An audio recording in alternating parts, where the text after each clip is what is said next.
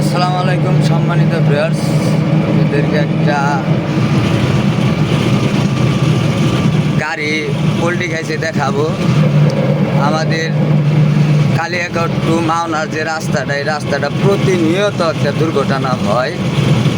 ওই যে একটা কভার ভ্যান পোল্ট্রি খাইছে আমার সামনে, দেখতে পাচ্ছেন। এই যে গাড়িটা দেখায়, আর বলবো এই রাস্তাটা যে এত পরিমাণ দুর্ঘটনা হয়,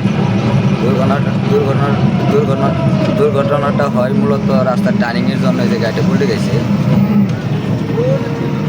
এই যে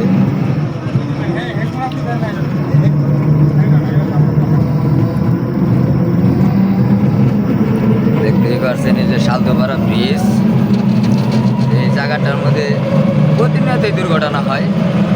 তবে আমরা যারা ড্রাইভার আছি, যারা গাড়ি চালাই, তারা এরকম করে এই গাড়ি চালাইতে হবে যে ওভারলোড গাড়ি, বিশেষ করে ওভারলোড যে গাড়িগুলা, এই গাড়িগুলো আপনার নিয়ন্ত্রণে চালাইতে হবে। আসলে এইসব গাড়িগুলা রেস আপনার রেস খেলার জন্য না। এইসব গাড়িগুলো হইল ঝুঁকিপূর্ণ গাড়ি, মানে যা আমরা ওভারলোড সবসময় চালাই। আপনার এই গাড়িগুলা ওভার স্পিড টানা অথবা বাউলি দেওয়া সম্ভব না। এই সার্ভিসের পাশে অথবা প্রাইভেটের পাশে আমাদের এইরকম করে গাড়ি চালানো সম্ভব না। আমাদের ওভারলোড গাড়ি আমাকে প্রতিনিয়ত চিন্তা ভাবনা করতে হবে এই গাড়িগুলো কন্ট্রোলে গাড়ি চালানোর জন্য। এটা কিন্তু মালিকের ক্ষতি। আর একটা ড্রাইভার, তার ফ্যামিলি আছে, যদি তার কোনো কিছু হয়ে যায় তাহলে তার পরিবার সারা জীবন জনমের জন্য দুঃখজনক।